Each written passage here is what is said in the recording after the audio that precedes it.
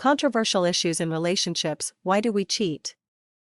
Controversial issues in relationships are basically what we treat. We know about some of these issues and also talk about them each passing day. For others, we don't really concern ourselves with them, but they are little poisonous issues that might seem deadly at the end of the day. Why do we cheat?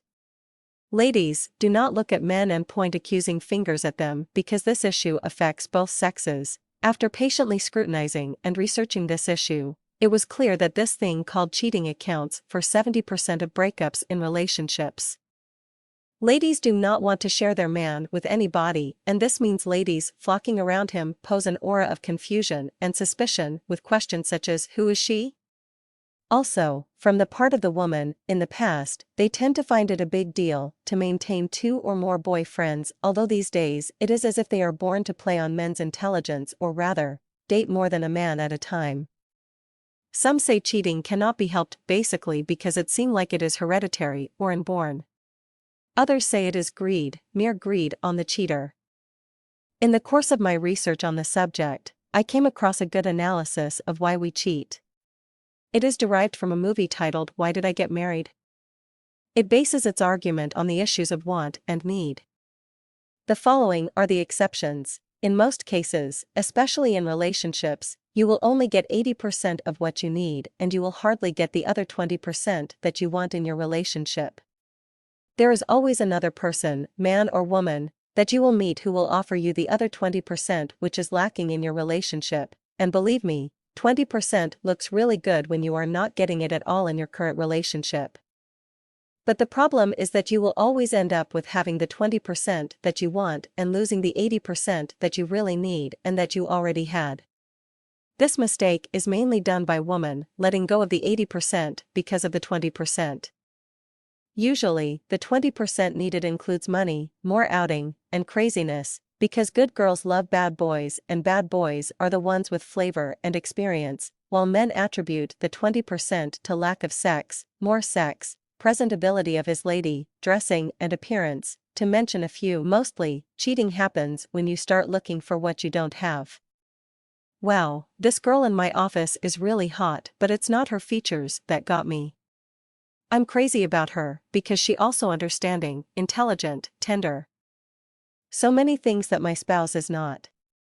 Somewhere along the way, you'll find a woman or a man who will be more charming or sensitive, more alluring, more thoughtful, richer, have greater sex appeal.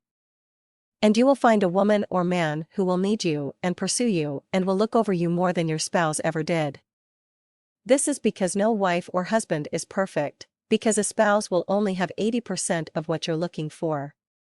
So, cheating takes place when a husband or wife looks for the missing 20%. Because your wife or spouse is a homebody in slippers and pajamas, smelling of garlic and fish oil, you may fall for a fresh-smelling your sales representative that visits your office in a sharp black blazer, high heels, and a red pencil-cut shirt, or because your husband is the quiet type, your heart may skip a beat when you meet a big-time extrovert who has the makings of a talk show host. But wait. That's only 20% of what you don't have, or does it look advisable to throw away the 80% that you already have? Apart from the issue of want and need, distance is also a cause. Some relationships crumble because of distance. When comfort is needed and your spouse is nowhere, when good company is need, when the good and sexy times are a memory and reliving it is a wish, when urges come into place and your spouse is nowhere around to quench the fire. Solace will now be found in the person who keeps you in good company in the absence of your boo. Some also put trust as an excuse even in the distance. Well, I don't know what he is doing at the moment wherever he is. So let me enjoy my time, or only God knows if she is faithful to me alone or she is flirting, are some of the questions that open doors to cheating. This thing called cheating has eaten into the fabric of relationship that even in some marriages, such still happens. Then where does the beauty of relationship lie? Why does it have to be so? The deed has been done, it is the way forward that needs to be brought forward and quick before more harm is done. Working on the issue of want and need and having a basis that is more to be lost if the relationship fizzles out might help. Add to your spouse's 80% to make the 100% that represents what you wish to have in your dream relationship, having in mind the good times spent together, the unforgettable moments of sadness and joy as a couple, the many adjustments you have made to love the other, the wealth of memories that you've accumulated as lovers. Cheating sets in when you start looking for what you don't have. Be faithful and thankful for what you already have. Trust more and drill your spouse to know what she needs that you lack in your trivial. It is really a need and not a trivia. Be contented with what you have. Share and don't compare yours to others.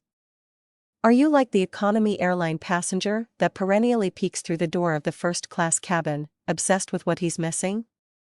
Oh, they have got more legroom. Oh my God, their food is so different from ours. Their seats recline at an 80-degree angle and they've got personal videos. Do you know that there are many first-class passengers who are miserable in first class because they are not riding in a private Learjet? If you start appreciating what you have right now, wherever you are first class, 20/80ths or 80/20ths.